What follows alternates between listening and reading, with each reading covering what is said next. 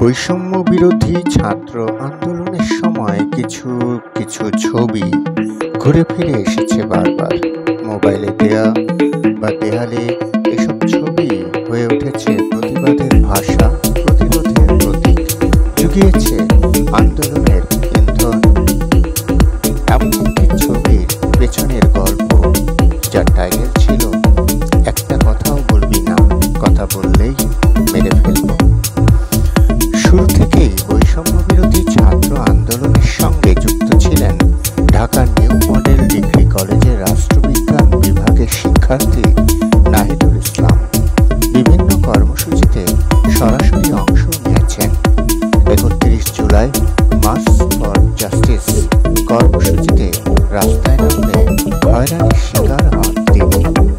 নাহিদুল জানালেন, সেদিন শতাধিক মানুষের র্যালি নিয়ে এগোচ্ছিলেন তারা।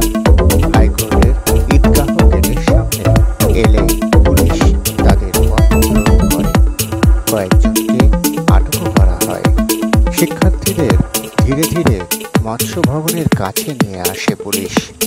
তখনও স্লোগান দিচ্ছিলেন নাহিদুল। এ সময় দুজন পুলিশ সদস্য নাহিদুলকে টেনে নিয়ে যেতে থাকেন, গালাগাল করতে থাকেন।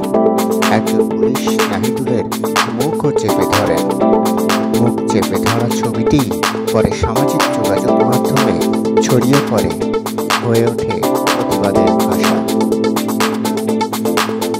নাহিদুল বলেন, আমি তাকে স্যার সম্বোধন করে বুঝিয়ে বলার চেষ্টা করেছিলাম, কিন্তু তিনি কোনো কথাই শুনেছিলেন না।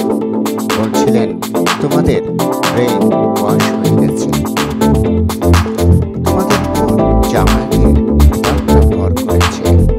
আমি বলেছি, কোনো প্রমাণ ছাড়া আপনি আমাকে ক্লেম দিতে পারেন না। এক পর্যায়ে তিনি ভীষণ রেগে যান, বলেন, একটা কথাও বলবে না, কথা বললেই মেরে ফেলবে। তখনই আমার মুখ চেপে ধরেন। নাহিদুল অভিযোগ করেন, ধরে নিয়ে যাওয়ার সময় পেছন থেকে তাকে খুশি লাথি মারা হয়। পরে আইনজীবী মানবাধিকার কর্মী শিক্ষার্থীদের আটকের প্রতিবাদ জানালে চাপের মুখে নাহিদুল ও অন্যদের ছেড়ে দেওয়া হয়। ঘণ্টাখানেক পুলিশের হেফাজতে ছিলেন তিনি। তবে মুক্তি পেলেও রেহাই মেলে। পরে ঝড় তার পরিবারকে সহ্য করতে হয়েছে। নাহিদুল বলেন, এলাকার স্থানীয় নেতারা আমার বাবাকে, ভাইদেরকে হুমকি দিতে শুরু করে। বলে, ছেলেকে ঢাকায় পড়াশোনার নামে মাস্টার করতে পাঠিয়েছে।